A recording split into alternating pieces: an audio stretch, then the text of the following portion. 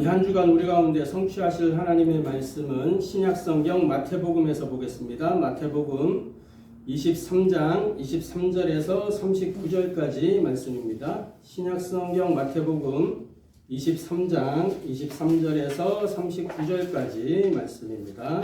신약성경 마태복음 23장 23절에서 39절 말씀, 제가 가지고 있는 성경은 신약성경 40면에 있습니다. 찾으셨으면 제가 봉독하도록 하겠습니다. 화 있을진저 외식하는 서기관들과 바리새인들이여, 너희가 박하와 회향과 근체의 11조는 들이되 율법에 더 중한 바 정의와 긍휼과 믿음은 버렸도다. 그러나 이것도 행하고 저것도 버리지 말아야 할지니라. 맹인된 인도자여, 하루살이는 걸러내고 낙타는 삼키는도다. 화 있을진저 외식하는 서기관들과 바리새인들이여, 잔과 대접의 겉은 깨끗이 하되 그 안에는 탐욕과 방탕으로 가득하게 하는도다. 눈먼 바리새인이여, 너는 먼저 안을 깨끗이 하라. 그리하면 겉도 깨끗하리라. 화 있을진저 외식하는 서기관들과 바리새인들이여, 회칠한 무덤 같으니 겉으로는 아름답게 보이나 그 안에는 죽은 사람의 뼈와 모든 더러운 것이 가득하도다. 이와 같이 너희도 겉으로는 사람에게 옳게 보이되 안으로는 외식과 불법이 가득하도다. 화 있을진저 외식하는 서기관들과 바리새인들이여, 너희는 선지자들의 무덤을 만들고 의인들의 비석을 꾸미며 이르되 만일 우리가 조상 때에 있었더라면 우리는 그들이 선지자의 피를 흘리는데 참여하지 아니하였으리라 하니, 그러면 너희가 선지자를 죽인 자의 자손임을 스스로 증명함이로다. 너희가 너희 조상의 분량을 채우라. 뱀들아, 독사의 새끼들아, 너희가 어떻게 지옥의 판결을 피하겠느냐. 그러므로 내가 너희에게 선지자들과 지혜 있는 자들과 서기관들을 보내매 너희가 그 중에서 더러는 죽이거나 십자가에 못 박고 그 중에서 더러는 너희 회당에서 채찍질하고 이 동네에서 저 동네로 따라다니며 박해하리라. 그러므로 의인 아벨의 피로부터 성전과 제단 사이에 너희가 죽인 바가랴의 아들 사가랴의 피까지 땅 위에서 흘린 의로운 피가 다 너희에게 돌아가리라. 내가 진실로 너희에게 이르노니 이것이 다 이 세대에 돌아가리라. 예루살렘아 예루살렘아, 선지자들을 죽이고 네게 파송된 자들을 돌로 치는 자여, 암탉이 그 새끼를 날개 아래에 모음같이 내가 네 자녀를 모으라 한 일이 몇 번이더냐. 그러나 너희가 원하지 아니하였도다. 보라, 너희 집이 황폐하여 버려진 바 되리라. 내가 너희에게 이르노니 이제부터 너희는 찬송하리로다. 주의 이름으로 오시는 이여 할 때까지 나를 보지 못하리라 하시니라. 이는 살아계신 하나님의 말씀입니다. 아멘. 자, 오늘 마태복음 23장 23절부터 39절까지의 이 본문을 통해서 우리가 함께 은혜 나누고 해답을 얻고 미션으로 붙잡을 말씀의 제목은 전도운동의 베이스 캠프가 되는 교회라는 제목으로 함께 은혜 나누고 해답을 얻고 미션을 붙잡게 되기를 바랍니다. 오늘 말씀 받기에 앞서서 같이 신앙 고백하도록 하겠습니다. 예수는 그리스도, 우리는 하나님의 자녀. 그러므로 모든 문제 끝. 마귀야 가라. 남은 인생 하나님 영광을 위하여. 아멘. 지구상의 유일한 구원의 이름 예수는 그리스도, 우리가 날마다 선포해야 되고 고백해야 될 유일한 이름입니다. 이 그리스도로 말미암아 우리는 죄와 저주에서 해방받고 사탄의 손에서 건짐받고 하나님의 자녀가 된 것입니다. 이 하나님 자녀가 되었다는 말은 그리스도 안에서 모든 문제가 끝났다는 말이에요. 과거, 현재, 미래 모든 문제가 완전히 해결된 것입니다. 과거는 종결됐고 현재는 해결되었고 미래는 완결되었습니다. 이에 대한 분명한 확신을 갖게 되시기를 주님의 이름으로 축복합니다. 그래서 이 땅에 살면서 우리가 단 한 가지 해야 될 게 있다면 영적 싸움을 싸우는 것입니다. 우리는 육신을 입고 있지만 영적인 존재이기 때문에 영적 싸움을 싸워야 되는 거예요. 세상은 눈에 보이는 이 피조 세계가 전부가 아닙니다. 이 세상에 영적인 세계가 영향을 주고 있어요. 하나님의 나라냐, 마귀의 나라냐. 그 세상은 누가 지고 있죠? 물론 하나님이 창조하셨지만 요한복음 또 고린도서 이런 데 가서 보면은 세상신 세상 임금을 누구라고 말하고 있습니까? 마귀라고 말하고 있죠. 그 세상을 지금 마귀가 막 짚고 흔들고 있잖아요. 그래서 모든 면에서 마귀가 영향을 주고 있기 때문에 우리는 지금 마귀의 영역 속에 침투에 들어와 있는 군사들입니다. 그럼 지금 가장 스트레스 받는 게 누구일까요? 마귀가 스트레스 받아요. 마귀가 아주 비상 대책 회의를 해야 되는 거예요. 하나님 나라의 군사들이 지금 이 자리에 지금 모여 있는 거거든요. 여기에서 지금 어떻게 하면 마귀를 꺾을 것이냐 그 생각을 하면서 말씀을 받고 있기 때문에 영적 싸움 우리가 제대로 싸워야 되는 거예요. 그 영적 싸움 중에 영적 싸움이 뭐냐? 하나님 나라의 영광을 위하여 사는 그 삶 자체가 영적 싸움입니다. 왜 그러냐? 하나님이 세상을 창조하실 때 나무는 땅에서 살도록 물고기는 물에서 살도록 새는 하늘을 날도록 그렇게 창조하셨어요. 이게 공동체의 원리입니다. 공동체의 원리. 나무가 땅에서 뿌리를 내리고 있어야 나무는 나무로서의 그 역할과 모든 것을 다 하게 되는 거예요. 그런데 만약에 나무가 그 뿌리를 땅에서 뽑는다고 하면 스스로 땅에서 나 너무 땅속에 여기에 있는 게 너무 답답해하고 뿌리를 내놓는 순간 어떻게 되겠어요? 뭐 즉시 죽는 일은 없겠죠. 그런데 서서히 나무가 말라 죽습니다. 그죠? 나무가 당할 수 있는 모든 고통을 당하다가 결국은 끝나는 거예요. 물고기는 물속에서 헤엄을 쳐야 됩니다. 그때 가장 물고기다운 거죠. 그런데 이 물고기가 물속이 너무 싫다면서 나는 다른 세상을 구경하고 싶다면서 물 밖으로 나왔다. 어떻게 되겠어요? 물고기가 당할 수 있는 모든 고통과 저주를 당하다가 죽는 겁니다. 새가 하늘을 날아다닐 때에 가장 아름답죠. 새장 속에 갇힌 새가 여러분들 어떻게 느껴지십니까? 저도 물론 동물원 가서 새장 속에 있는 새를 봤습니다. 일단 첫 모습은 이쁘게 보여요. 그런데 그 새에게 뭐가 없어요? 자유가 없잖아요.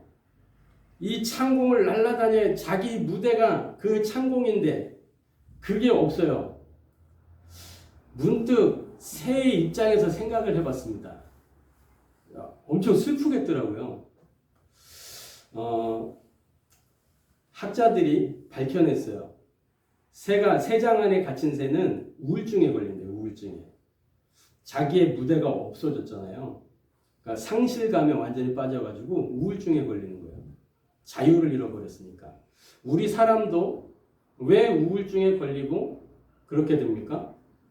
상실감에 빠질 때 그렇게 되는 거예요. 어떤 상실감이요? 하나님과 함께 해야 되는 사람이 하나님을 만나지 못하면 다른 것으로 막 채우거든요. 그렇게 되다가 결국에는 나중에 공허함이 찾아와요.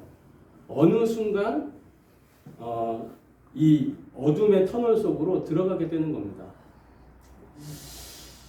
만물 가운데 인간만 하나님이 하나님의 형상대로 하나님의 모양대로 그렇게 창조하셨어요. 이는 하나님이 하나님의 형상대로 사람을 만드시고 함께하고 예배하고 교제하도록 그렇게 만드셨다는 거예요. 사람을 땅의 흙으로 빚으시고 그 코에 생기를 불어넣어 사람이 산영이 되었다 그랬죠. 영적인 존재로 만드신 겁니다. 하나님과 교제할 수 있도록 하나님과 함께할 수 있도록 그리고 그들 가운데에 복을 주셔서 생육하고 번성하고 충만할 뿐만 아니라 온 땅을 정복하고 다스리도록 그게 사람다움인 거예요. 그러면서 그들에게 말씀을 주셨습니다. 사람을 창조하시고 그들에게 명령하여 이르시되 영어로 commanded라는 단어를 써요. commanded. 이건 군사적인 용어거든요. 상급 지휘자가 이제 아래 계급 병사에게 명령할 때 이거는 뭘 전제로 하고 있는 거죠? 복종을 전제로 하고 있는 거예요. 복종을 전제로. 자기의 생각, 자기의 의지가 없어요. 군대에서 만약에 자기 생각 가지고 이렇게 임했다 어떻게 되겠어요? 그걸 보고 당나라 군대라 그러는 거예요. 당나라 군대. 기준도 없고 어떤 그 체계가 없어지는 거죠. 무질서가 되는 거예요. 자기 생각대로 하게 되면. 그죠? 그 행복의 기준, 그게 하나님의 명령이 선악을 알게 한 나무의 열매를 먹지 마라. 그것을 먹는 날에는 반드시 죽으리라. 죽는 게 목적이 아니, 죽는다는 게 목적이 아니고 먹지 말라는 게 중요한 게 아니고 하나님이 말씀을 주셨다는 거예요. 말씀을. 그 말씀 안에 있으면 영원한 생명을 누리면서 하나님과 함께 교제하고 하나님과 동행할 수 있는 거였어요. 그런데 눈에 안 보이는 마귀에게 속아 범죄하여 하나님과 단절되게 된 것입니다.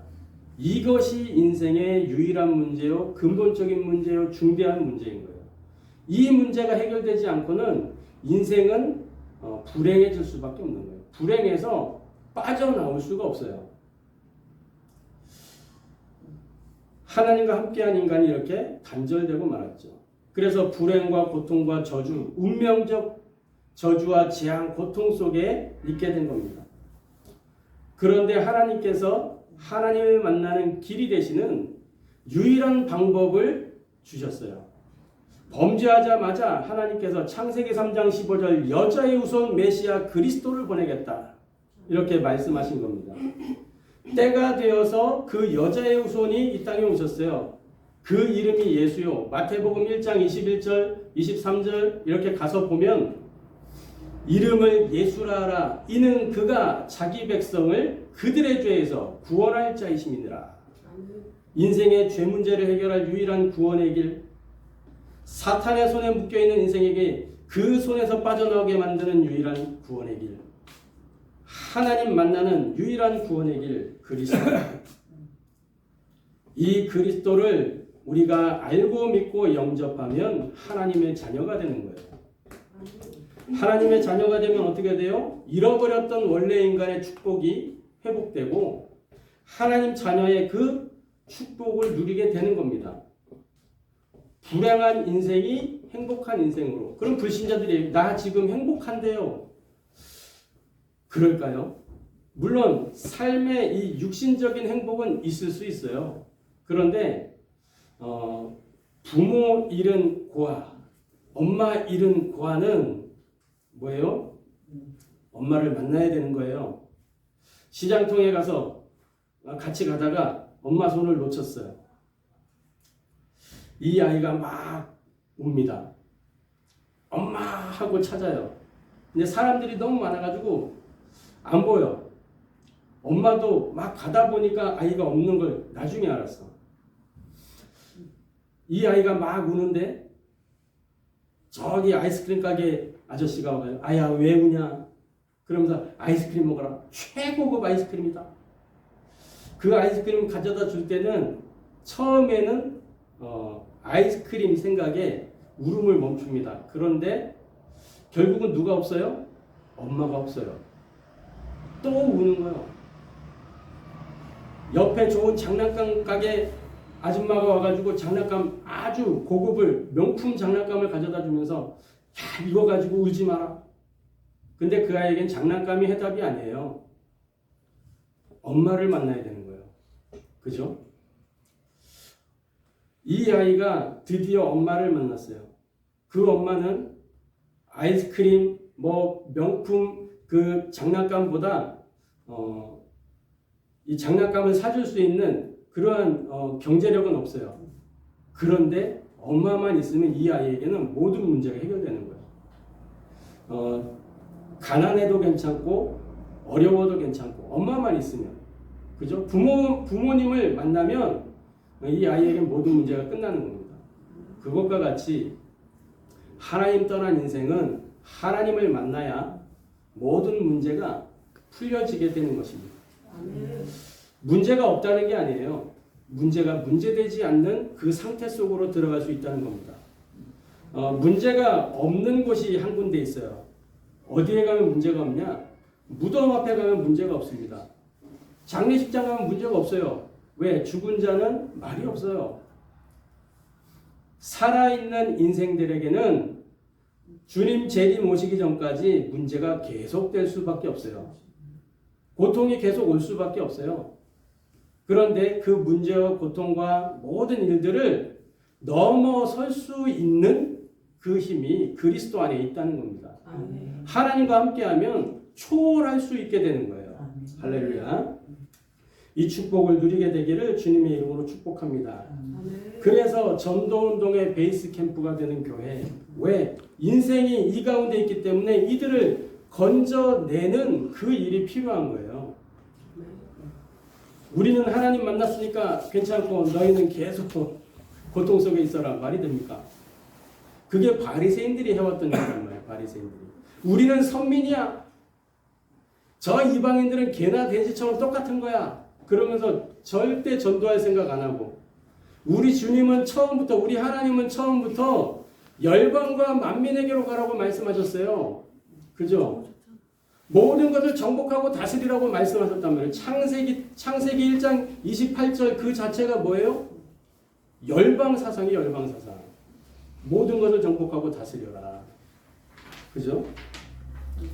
아브라함 부르시면서 아브라함에게 주신 게 뭐예요? 너는 열국의 아비가 될지라. 열방이 너로 말미암아 복을 받게 될 것이다. 그렇게 말씀하셨어요.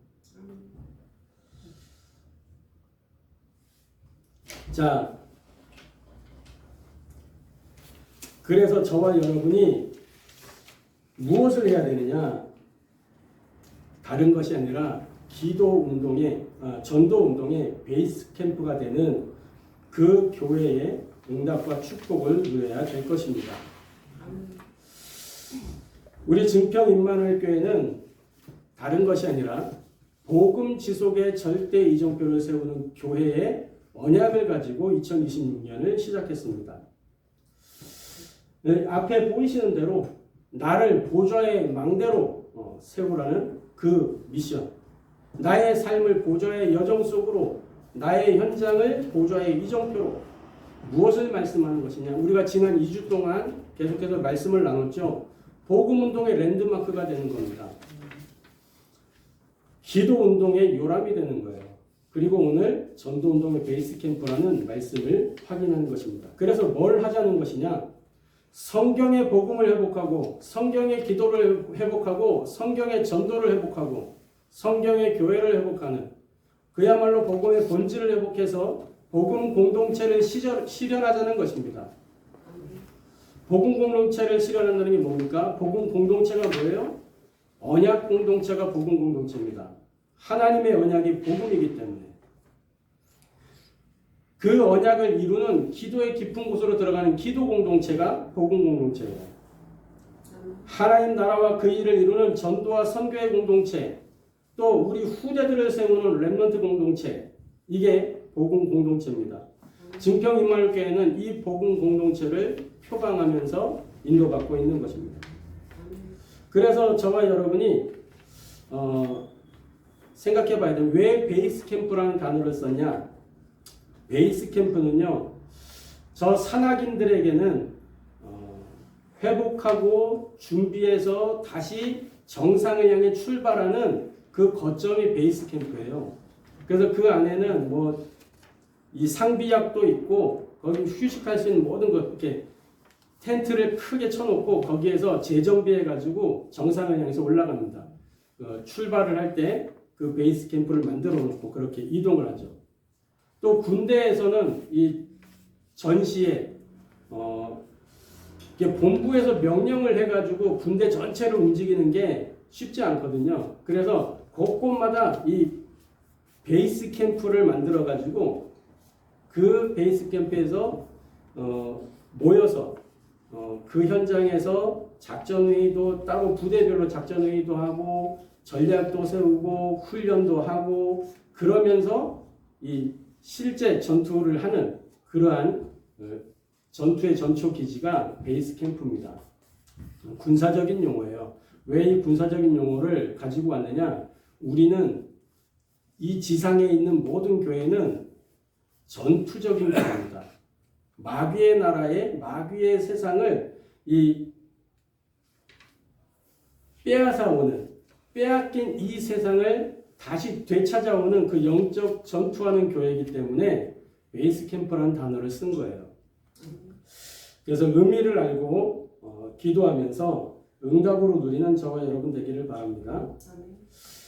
자, 그래서 우리 교회가 이 언약을 붙잡았기 때문인지는 몰라도 이제 우리가 매주 지금 전도 모임을 지난주부터 매주 화요일마다 시작을 했고요. 그것뿐만이 아니라 이제 3월부터 6월 달까지 계속 노회 전도 캠프, 총회 전도 캠프 흐름이 쭉 연결돼서 옵니다. 전도면 전도지 왜 전도 캠프냐? 하나님의 구원 계획을 이루기 위해서 교회들이 연합을 하는 겁니다. 이제 전쟁할 때 모든 군대가 연합해가지고 그 전쟁을 승리로 이끌기 위해서 연합을 하거든요. 지상전의 승리자 육군, 바다 위에 그 해군, 하늘의 공군 다 연합해가지고 작전을 펼치잖아요. 전쟁할 때. 그게 그 의미를 담아서 전도 캠프라는 단어를 쓰는 겁니다. 교회들이 연합해서 한 지역의 날과 때를 정해서 집중해서 이 영적인 빛을 발하는 거예요. 영적인 빛을. 그래서 지역을 집중해서 순회하면서 전도를 목적으로 한 팀 사역을 하는 겁니다. 둘씩 짝을 지어서 어떤 때는 그룹으로 팀을 구성해가지고 지역마다 이 복음을 들고 빛을 발하는 거예요. 그러면 이 빛을 발할 때 흑암 세력이 무너지고 그 나라에 하나님의 나라가 임하는 것입니다. 그 현장에. 그래서 그 현장에 예비된 갈급한 자, 충성된 자, 사명자들이 찾아지고 말씀 운동의 문이 열리면서 이 복음 운동을 지속하고 확산해 나가는 그게 전도 캠프입니다. 이 축복을 저와 여러분이 누려야 되겠는데 어떻게 하면 이 축복을 누릴 수 있냐? 우리 개인이 보조의 능력을 누릴 때 교회가 전도 캠프의 전도 운동의 베이스 캠프가 되는 것입니다. 그래서 우리가 먼저 말씀 속에서 보아야 될 것은 정의보다는 본질을 붙잡는 그러한 교회가 되어야 될 것입니다. 바리새인들은 율법을 가지고 그것이 정의라고 부르짖으면서 율법 지키는 것에 초점을 맞추고 있었어요.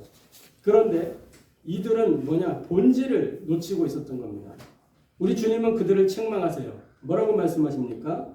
화 있을진저 마태복음 23장 23절에 보니까 외식하는 서기관들과 바리새인들이여 라고 하면서 너희가 박하와 해양과 근처의 11조는 들이되 이거는 우리 하나님이 율법에 명하신 거예요. 그죠? 명하신 건데 그거는 들이되 율법에 더 중한 바 정의와 긍휼과 믿음은 버렸도다. 그 박하 해양 근처 그게 본질이 아니다. 그 말이에요. 그래서 우리가 기억해야 될 건 뭐냐? 전도 운동은 다른 게 아닙니다. 본질을 붙잡는 본질을 붙든 그 교회로부터 시작이 됩니다. 그래서 증평 임마누엘 교회가 이 본질을 붙잡고 전도 운동을 주도하는 그런 교회가 되기를 기도하고 있는 것입니다. 정의가 무엇입니까? 참된 정의는 복음의 기준이에요. 하나님 나라의 기준입니다. 하나님의 공의를 바로 세우는 것이 정의란 말이에요. 근데 하나님의 공의를 바로 세우는 그 답이 뭐냐? 하나님의 복음, 그리스도가 하나님의 공입니다. 그죠? 그 복음의 기준이 정의란 말이에요. 긍휼은 뭡니까? 잃어버린 그 한 영을 향한 그 애통한 마음, 잃어버린 그 양 한 마리 찾는 그 목자의 심정, 그게 긍휼입니다. 믿음은 뭡니까? 믿음은 하나님의 말씀을 약속으로 붙잡는 것이 믿음이에요. 아브라함이 하나님의 그 말씀하신 바를 따라서 갈대아를 떠나 하나님이 지시하신 그 땅으로 움직여 나왔어요. 그걸 보고 믿음이라고 하는 거예요. 믿음. 그죠? 말씀을 약속으로 붙잡는 거. 그게 믿음입니다. 하나님이 아브라함에게 네 그 독자 이삭을 하나님께 번제로 드리라고 했을 때 그 말씀을 따라서 번제로 드렸다니까요. 아브라함도 아브라함인데 이삭도 대단한 것 같아요. 이삭도. 그때 이삭의 나이가 몇 살쯤 되시는지 아십니까?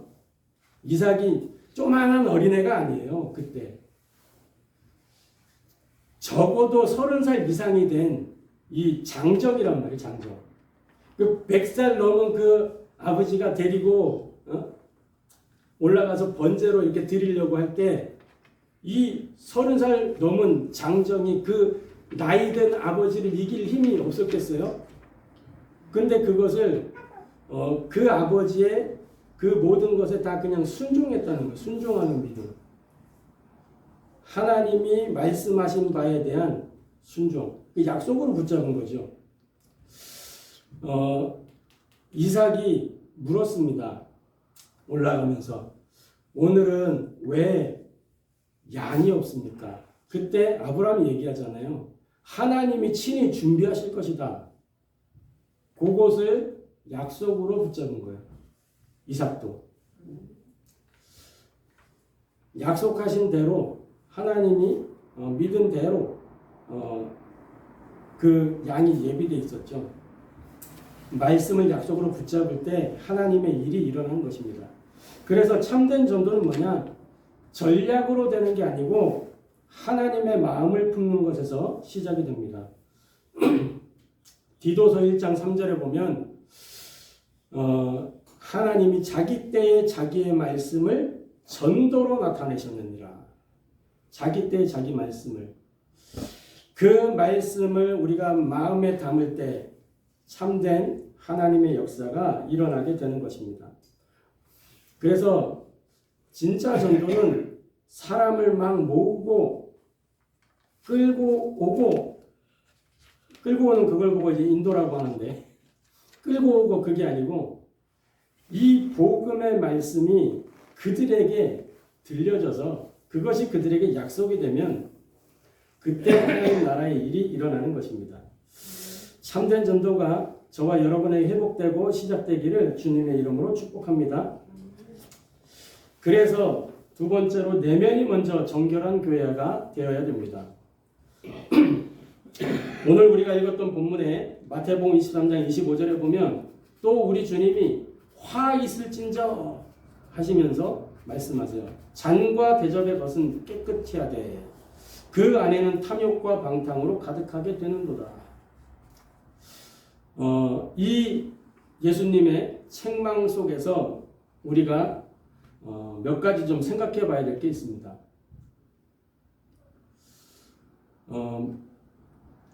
교회 안에 직분을 가지고 있는데 이 직분을 가지고 일은 하는데 만약에 기도가 없다면 어떻게 되겠습니까? 교회 안에 사역이 많이 있는데 복음에 감격이 없다. 어떻게 되겠습니까? 교회 안에 사람들은 모이는데 우리가 영혼을 향한 그 눈물이 없다면 어떻게 되겠습니까? 바리새인들이 이러한 모습이었다니까요. 바리새인들은 자기들이 대단한 사람이라고 생각했어요. 스스로. 난 바리새인이야. 힘에 목 주고 그러고 있었다니까요. 직분이 아닙니다. 얼마만큼 우리가 기도의 깊은 곳으로 들어가느냐. 그게 하나님 나라의 일을 이루는 열쇠가 되는 것입니다. 사역이 아닙니다. 복음에 감격이 없다면 그 모든 사역은 울리는 꽹과리 같은 것입니다. 사람 많이 모이는 게 중요한 게 아닙니다. 우리들이 먼저 영혼을 향한 그 애통함과 눈물이 있어야 되는 거죠. 내면이 먼저 정결한 그 교회의 응답과 축복 속에서 전도운동의 베이스 캠프가 되는 축복을 누리게 되기를 바랍니다. 그래서 전도운동의 베이스 캠프가 되려면 어떻게 해야 되냐? 우리 안에 식어버린 기도운동이 먼저 회복돼야 됩니다. 사도행전 1장 14절에 초대교회는 신약교회 제자들은 오로지 기도하는 그 기도의 깊은 속으로 들어갔어요. 그때 어떤 일이 났습니까? 사도행전 1장 14절 이후에 나타난 일이 오순절 마가다락방의 그 성령의 역사였고, 사도행전 3장의 안진뱅이가 일어난 사건이었고, 성령 행전이 그때부터 이어지게 되는 거예요. 이 기도 이후로. 이게 시작이었단 말이죠. 전도 이전에 먼저 해야 되는 게 뭐냐? 기도 운동이 일어나야 되는 거예요. 기도 운동이. 그래서 영적인 내면이 건강해야 흐름을 바꿀 수가 있는 것입니다. 지역 안에 영적 흐름을 바꾸는 것은 뭐냐? 건강한 영적인 내면이 먼저 준비되어야 된다는 거예요. 저와 여러분이 보이지 않는 곳에서도 하나님 앞에서 코람데오의 삶을 살아가야 되는 것입니다. 그렇게 될 때 전도운동을 우리가 주도할 수 있는 교회가 되는 거예요. 영적인 내면이 뭡니까? 얼마나 하나님의 복음에 대한 확신을 가지고 있습니까? 얼마만큼 우리에게 기도의 힘이 있습니까? 성령의 역사를 얼마나 누리고 있습니까? 이것이 영적인 내면이에요. 이 영적 내면이 건강해야 흐름을 바꾸는 그러한 교회가 되어질 줄로 확신합니다. 그래서 세 번째로 전도운동의 베이스 캠프가 되는 교회는 하나님의 흐름을 거스르지 않는 교회입니다. 오늘 바리새인들은 조상들이 저질렀던 그 과오에 동참하고 있었어요. 예수님 말씀하시죠. 화 있을진저, 마태복음 23장 29절에 30절에 너희는 선지자들의 무덤을 만들고 의인들의 비석을 꾸미며 이르되 만일 우리가 조상 때에 있었더라면 우리는 그들이 선지자의 피를 흘리는데 참여하지 아니하였으리라 하니, 자기들은 자기 조상들이 저지른 실수, 만약에 우리가 그때 그 당시 그 현장에 있었다면 우리는 안 그랬을 거야 라고 말하는 거예요. 그런데 우리 주님은 뒤에 말합니다. 너희 스스로 그러고 있음을 지금 입증하고 있는 것이다. 안 그러긴 뭘 안 그래요. 예수님은 십자가에 못 박게 한 주도적인 일을 한 그 주인공들이 바리새인들인데 복음 그 자체를 거부하고 대적한 게 바리새인들이었다니까요. 자기들만 거부하고 대적하면 모르죠. 그런데 지난주에 말씀 봤잖아요. 천국 문을 닫고 자기들도 들어가지 않고 들어가려고 하는 그 사람들도 못 들어가게 막는다고. 그게 바리새인들이었다니까요. 저와 여러분은 그렇게 되지 않기를 주님의 이름으로 축복합니다. 그래서 하나님의 역사에는 늘 어떤 흐름이 있었냐? 하나님의 복음의 흐름이 있었습니다. 구약이 뭐예요? 메시아가 오실 것이다. 그 약속이에요. 신약은 뭡니까? 메시아가 오셨다. 그 사도행전과 서신서는 뭡니까? 그 증거들을 기록해 놓은 거예요. 그 증거들을. 그죠? 로마서 1장 1절부터 14절에 하나님의 복음, 그것이 무엇이냐? 선지자들에게 이미 약속된 그 그리스도다 라고 말씀하시죠. 그분이 바로 예수님이다 라고 말씀하고 있어요. 로마서 16장에는 나의 복음과 라고 말씀합니다. 하나님의 복음, 그리스도, 그것이 이제 나의 것이 되었다 라는 거예요. 그래서 하나님의 복음으로 시작해서 로마서 16장에 나의 복음으로 마무리를 합니다. 우리가 걸어가야 될 신앙의 중요한 여정이 뭐냐? 하나님의 복음이 나의 복음이 되는 거예요. 나의 복음 맞습니까? 하나님의 복음이 나의 복음이 돼야 돼요. 그렇게 되지 아니하면 늘 우리는 이 경쟁해야 되고 늘 불안해야 되고 초조해야 돼요. 나의 복음이 안 되고. 그리고 늘 이렇게 이 쟁쟁거리면서 그렇게 살아야 된다니까요. 하나님의 복음이 나의 복음 되는 그 하나님의 흐름을 거스르지 않는 그 교회로서 응답과 축복을 누리게 되기를 주님의 이름으로 축복합니다. 그래서 교회는 과거의 신앙을 발판 삼아서 현재 오늘 지금 여기에서 뭐 하는 것이냐? 하나님의 언약을 붙잡는 거예요. 그리고 미래를 준비하는 곳이 교회입니다. 그래서 지금 오늘 지금 여기에서 하나님의 말씀을 붙잡고 오늘을 승리하면서 우리 후대들에게 영적인 유산을 전달해 주는 곳이 교회입니다. 물론 가정에서도 그것이 이루어져야 돼요. 영적 유산이 뭡니까? 하나님의 언약이 교회를 통해서 후대들에게 전달되고 우리의 믿음이 계승되어질 수 있도록 지금 교회들마다 후대들이 사라져가고 있어요. 아예 주일학교가 없는 교회도 있고요. 중고등부가 점점 말라가고 있다니까요. 대학 청년을 찾아볼 수가 없는 교회들이 많아요.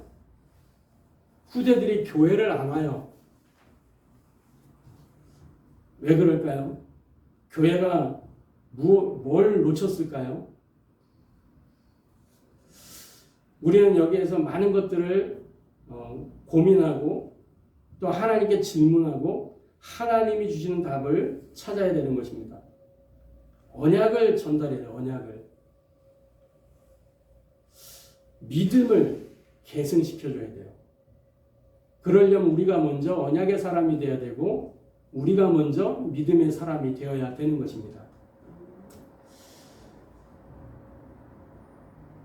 그래서 결론적으로 전도운동의 베이스 캠프로서는 그 전도자의 삶 속으로 들어가야 되겠습니다. 그러려면 내가 누구냐? 여기에 대한 정체성을 분명히 해야 돼요. 무엇을 위하여 어떻게 살아가야 될 것인가? 이 정체성을 분명히 해야 됩니다. 창세기 1장 27절 28절 우리는 하나님의 형상을 가진 하나님의 자녀입니다. 요한복음 1장 12절 영접하는 자 곧 그 이름을 믿는 자들에게는 하나님의 자녀가 되는 권세를 주셨으니 예수님 어디 계십니까? 한번 대답해 보세요. 예수님 어디 계세요? 내 안에. 예수님 나와 함께. 어떤 주일학교 아이에게 예수님 어디 계시냐 그랬더니 하늘에. 좀 더 가까이는 안 계시냐 그랬더니 저기 옆에. 더 가까이는 안 계시냐 몰라. 예수님이 안 계신 걸 그 친구에게는. 분명히 이 하나님의 복음을 통해서 예수님 영접했는데 자꾸 잊어버리는 거예요. 자꾸 확인해야 돼요. 예수님 나와 함께 계신다는 거. 하나님은 이 대답을 기다리고 계시는 거예요. 예수님 어디 계세요?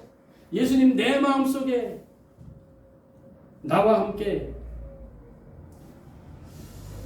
무엇을 위하여 살아야 됩니까? 하나님 나라와 그 일을 위해서 하나님의 영광을 위하여 어떻게 살아야 됩니까? 하나님 영광을 위하여 사는 거죠. 그죠? 그래서 우리가 이 일을 위해서 전도자의 응답 공식을 개인화해야 되는 것입니다. 전도자가 응답받는 공식이 있어요. 1 플러스 3 플러스 8 플러스 14는 2147이다. 요거 숫자적으로 계산하면 절대 2147이 안 나옵니다. 1 플러스 3 플러스 8 플러스 14는 뭐냐? 사도행전 1장 1절 예수는 그리스도 이 언약. 3은 뭐냐? 1장 3절 하나님의 나라. 8은 뭐냐? 오직 성령이 너희에게 임하시면 사도행전 1장 8절의 그 말씀. 요 말씀을 가지고 어디로 들어갔어요? 사도행전 1장 14절 오로지 기도하는 기도 속으로 들어갔어요.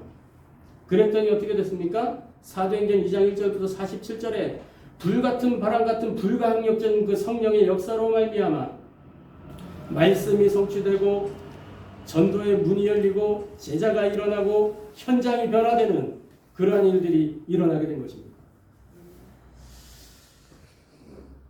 그래서 저와 여러분이 이 전도자의 응답 공식을 개인화하면서 나의 현장에 하나님 예비하신 그 한 사람을 찾고 세우고 파송하는 그 삶 속으로 들어가야 될 것입니다.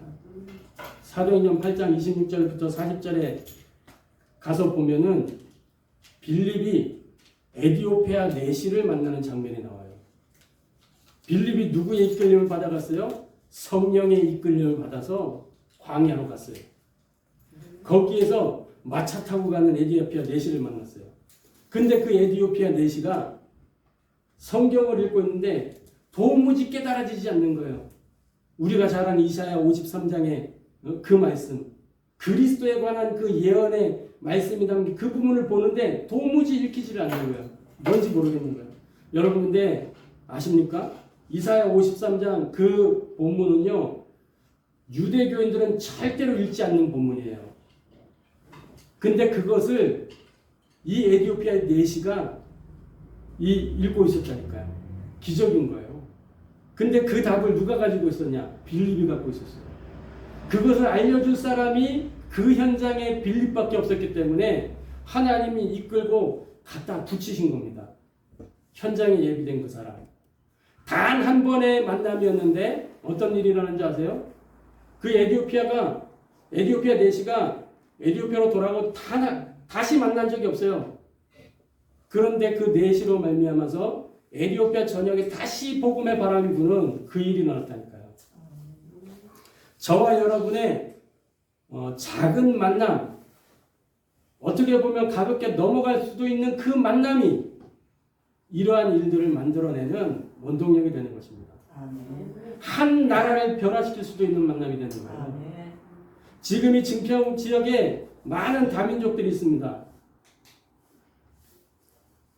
그 지나가는 만남 같은 그 만남일지라도 우리가 헌신한 그 헌신이 그들의 나라를 바꾸는 거예요. 저는 기도하고 있는 부분이 있습니다. 많은 다민족들이 대한민국을 동경해서 이 대한민국에 정착하고 싶어해요. 그렇게 되면 세계복음을 할 수 없죠. 저는 그들을 깨워서 너희 나라로 돌아가라. 돌아가서 너희 나라를 대한민국처럼 만들어라. 대한민국에서 받은 이 복음을 가지고 너희 나라를 복음화해라. 재파송시키는 그 기도를 하고 있습니다. 근데 이게 하나님과 맞거든요. 하나님이 그렇게 하실 줄 확신합니다. 시작은 미약하였으나 네 나중은 심히 창시하리라. 약속하셨어요. 성취될 줄로 확신합니다. 사도행전 16장 11절부터 15절에 이 루디아를 만나는 그 만남 아십니까?